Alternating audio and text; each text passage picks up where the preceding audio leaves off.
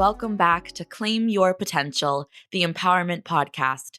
I'm your host, Sofie, and in this episode, I'm breaking down 4 problems with goal setting. No, I am definitely not advocating that you should not be setting goals, but what I am going to be advocating throughout this episode is that there are a lot of problems with the way that we currently set goals and the way that we currently think about goals. And those problems is often what causes us to fall short or to just feel really awful about ourselves when we don't reach those goals. This episode was actually inspired by my finishing the book of Atomic Habits, which is a really fantastic read. I highly recommend it. And in that book, they break down how to form habits, not through saying, oh, I'm just going to go to the gym more, but rather coming up with systems of improvement. And they also talk about goals and the different areas that we go wrong in when it comes to goal setting. And this book was such a fantastic read that I have completely redesigned my thinking around goals, and I would love to share my findings with all of you. So the first problem is that winners and losers have the same goals. And so goal setting suffers from what's called survivorship bias. And what that means is we concentrate on the people who end up winning at their goals, accomplishing their goals, the survivors. And we mistakenly assume that ambitious goals, those high level goals, is what led to their success. And what this causes is we then overlook all of the people that had the same objective but did not succeed. A great example of this is when you're applying to jobs. Every candidate wants to get the job. The successful people that actually get the job and those that don't get the job still shared that same goal of, oh, I want this position. So therefore, we can assume that the goal is not what differentiates the winners from their losers, because it still has they both still have the same objective. Therefore, that can't be the root of the problem. The problem isn't the goal itself. It isn't the goal of getting the job that actually gets you the job. You have to implement a system of improvements, such as redesigning your resume, taking advantage of volunteer work, or sitting in on a skills workshop.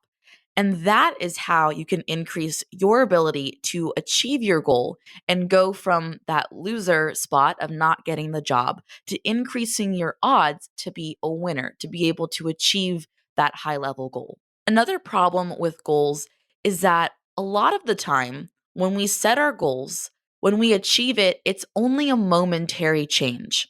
So imagine that you have a really messy kitchen, living room, whatever it may be, and you set a goal for yourself. Okay, on Sunday, I'm going to do a deep clean. I'm just going to clean my whole house, whatever it is. And so you summon up the energy to clean, to tidy up, and then yay, your house is clean, your apartment's clean momentarily for now. But what happens when it gets messy again? You enter the same cycle of, okay, I have a goal this Sunday to clean again. So if you maintain the same sloppy, messy habits that's causing the room to get messy, that's causing the kitchen to get dirty in the first place, then soon you'll be in the kitchen looking at the piled up dishes or looking at the crumbs on the counter, hoping for another burst of motivation to clean, to achieve that goal. But you're left chasing the same outcome because you've never changed the systems behind it, the systems that contribute to you having to set that goal in the first place, to why you aren't able to always accomplish that goal and why you have to keep going around in a circle. And so a lot of the time when we're setting goals, we treat our goals as treating the symptom without actually addressing the cause. We almost treat it like a medical issue rather than a public health issue. I think that's the best way to describe it. Maybe that's just my human services background coming out. But when you treat something with a medical model, it means you're treating the symptoms. You're treating, okay, I don't take time to put things in their proper place. Therefore, it's causing my kitchen to get messy. Therefore, I have to clean. Rather, the public health model of addressing the larger issue of the problem, addressing the cause rather than the symptoms is, okay, and working backwards and going, all right, I have this goal of having a clean space. And the way I'm doing that is by cleaning every Sunday. But why am I cleaning every Sunday? All right, it's because I'm not putting away stuff as soon as I'm done using it. So maybe rather than just cleaning every single Sunday, I should just be maintaining a general level of cleanliness to where I don't have to do major deep cleans that feel so overwhelming every single week. And so when you're achieving a symptom addressing goal, achieving that goal only changes your life for a moment. And that's the counterintuitive thing about improvement is we need to change our results. We think we need to change our results, but in actuality, the results are not the problem. It is what's leading to us wanting to change our results. And so we need to change the systems that cause those results, that contribute to the problem in order to improve for good. So when you fix the inputs, the outputs will fix themselves.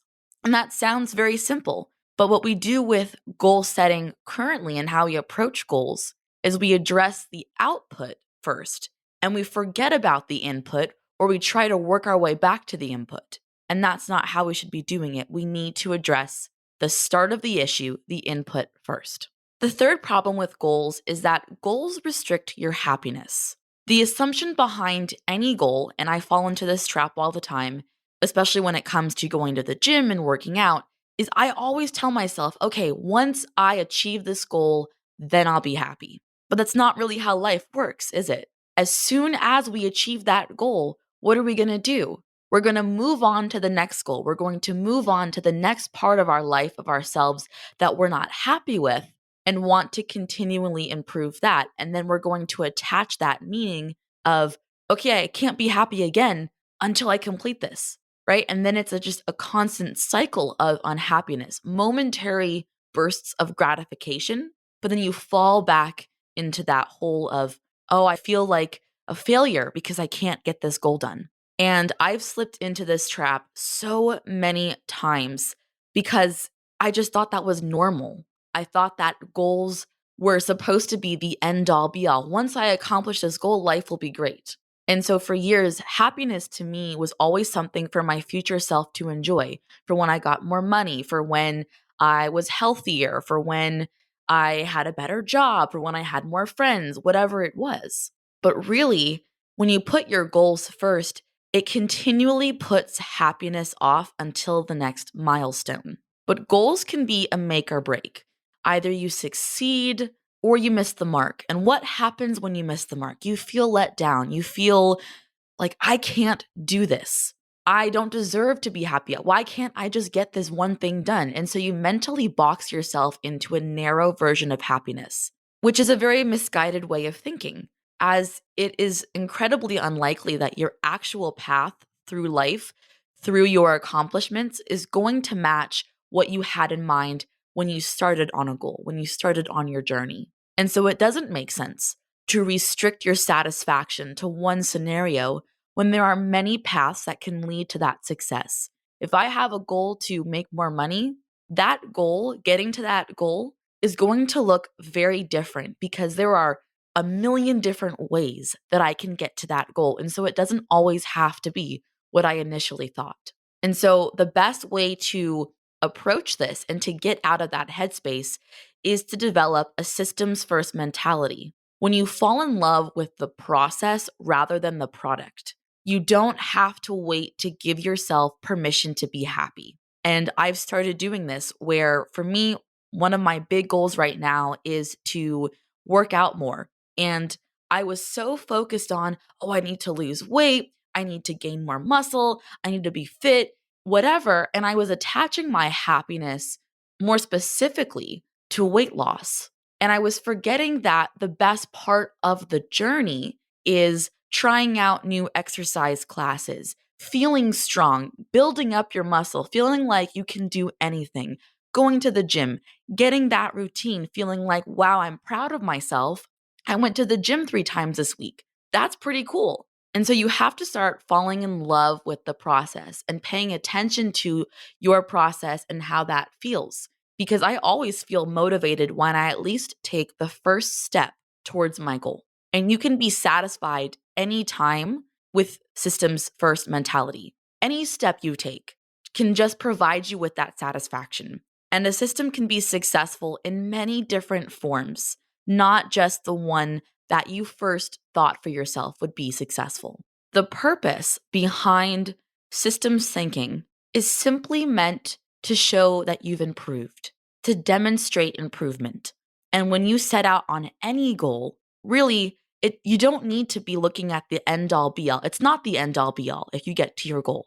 Rather, it's, did I improve at all? And for me, instead of being so focused on, oh, I need to lose weight, I need to lose weight, I need to lose weight, I need to go to the gym every day, and whatever, now my thinking is more, you know what? I went to the gym one more day than I did last week, or I went to the gym for an extra hour than I did yesterday.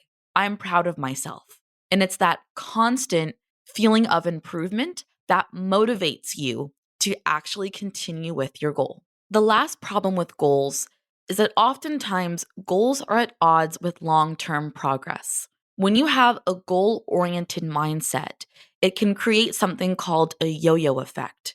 And what this means is, let's say I'll use fencing as an example. And a lot of fencers work incredibly hard for months for competitions. But as soon as they're done with nationals, whatever it may be, they stop training or they become more lax in their training because the competition is no longer there to motivate them. And so when all of your hard work is focused on a particular goal, what is left to push you forward after you achieve it? And this is why many people find themselves reverting back to old habits after they accomplish their goal. If my goal is to lose 5 pounds, and I'm using weight as an example because it's a goal that I've been struggling with in the sense that I've been putting way too much focus on that as my goal and not the actual process of just being healthier in my lifestyle and my eating and in my exercise. But anyways, back to what I was saying, if I set a goal to lose 5 pounds, what happens as soon as I reach that goal? What's to stop me from stopping my exercise routine, from stopping my eating habits that I had developed? Nothing, because in my mind I'm going, I reached my goal, therefore I don't have to try anymore because I got to my goal. I did it. Now I can just revert back to my old habits. The purpose of setting a goal is to win that momentary gain. In the fencing example, the purpose of doing all that training is simply to win a competition when you have that goal mindset. But when you switch it over to a building systems mindset, that goal turns into, oh, I don't want to just win the competition. I want to continue growing as a fencer. I want to continue so that not only can I compete, but I can also feel like I am strong at this sport, that I'm not constantly having to redo training, redo everything that I'm learning, relearn some of the techniques. True long-term thinking is goalless.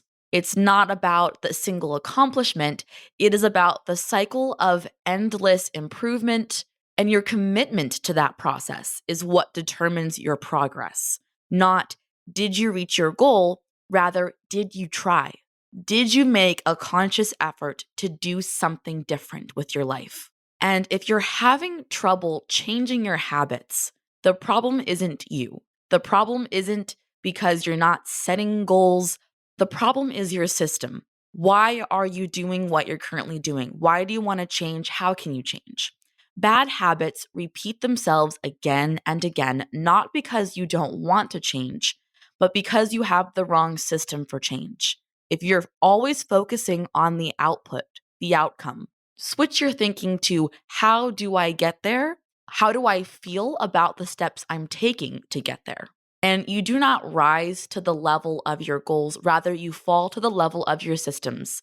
And that is where goals go wrong. That is where at the end of the year, when you're looking through your New Year's resolutions and you're going, oh man, I pretty much didn't accomplish any of these. I can guarantee you the reason you did not accomplish your New Year's resolutions is because you did not develop the systems to accomplish them. And so I ask you this question. If you completely ignored your goals, and rather you focused only on building your systems, those everyday habits that contribute to constant personal development, would you still succeed? Going back to fencing, if you ignored your score during a competition, if you ignored the number of points that you had, if you ignored whatever you're placing, your school's placing, whatever it may be, their position in the competition, and you focused only on how am I doing? Am I performing to the best of my abilities? Did I practice? Am I practicing? Am I making sure that I am using the techniques that I've learned? Would you still get results? Would you still have success? And I think the answer to that is yes. And I think if anything, not only would you feel better about your success, but you would probably have greater success because you're not focused on, am I winning? You're focused on, am I performing? Am I performing to the best of my abilities that I know that I can do? And so as I look back on my own relationship with goals and trying to change habits, whether that was setting goals for the grades I wanted in school, for the amount of times I wanted to go to the gym, for the weight I wanted, for whatever it may be, I succeeded at very few and I failed in a lot of them. And eventually I began to realize that my results, or lack thereof, had very little to do with the goals I was putting on myself and nearly everything to do with the systems I was building. And no, I'm definitely not advocating that goals are completely useless, even though it might sound like that. Goals are great for setting direction. It's almost like your vision statement. What is the general outcome that you want? But systems are what's needed for making progress. Goals are about the results you want to achieve, and systems are about the processes that lead to those results. So as you're thinking about the goals that you want over the rest of the year, the next 5 years, however long you want the window to be, don't just focus on the outcome. Yes, set a general outcome, but don't attach your feelings of happiness to that outcome. Don't think that, oh, if I achieve this, then life is great, I'm a winner. And if you don't achieve it, then I'm a loser. Rather, focus on, what am I doing to get there? How do I feel about what I'm doing to get there? Do I feel better in my work life? Do I feel better in my personal life? Do I feel healthier, happier? Yes? Great. Then me actually achieving that goal doesn't matter because I've already made continuous improvements. And that is what matters. It's the improvements that you make, no matter how small, no matter how large. Personal development is a slow process that involves incremental steps. It's a very big picture process. And so give yourself a little bit of grace when it comes to setting those goals and building those systems out, because it is truly amazing what focusing on the small improvements that you make can do for your happiness and for your motivation. Speaking from experience, I can say that I feel a million times lighter. I'm much less stressed, and I don't beat myself up anymore for when I don't achieve a goal, if I miss it one day, rather than going, oh, Sofie, I can't believe you missed a day of writing in your gratitude journal. You're such an awful person. I can't believe it. You're never going to get this goal done. Rather, I focused on, and I continue to focus on, hey, you did 6 days of writing in your gratitude journal. That's pretty impressive. Yes, you missed a day, but guess what? Tomorrow's a new day and you can keep writing in it. And I'll leave you all with this quote: value the road over the goal. It's all about the journey. That concludes this podcast episode. Thanks for listening. If you're enjoying our show, you can also visit our website, claimyourpotential.com, to access our blog, listen to previous and future episodes, leave a review, and subscribe to our newsletter. For more content, you can follow us on Instagram and Facebook at Claim Potential for inspiration, episode and blog post announcements, episode excerpts, along with other content for you to reach your full potential. A free way to support our show is by leaving it a rating and review on the podcast streaming platform of your choice. If you're not sure how to do this, you can head over to the Leave a Review page on our website for instructions. Thank you, everyone, and tune in next time where we'll continue to learn how you can claim your potential.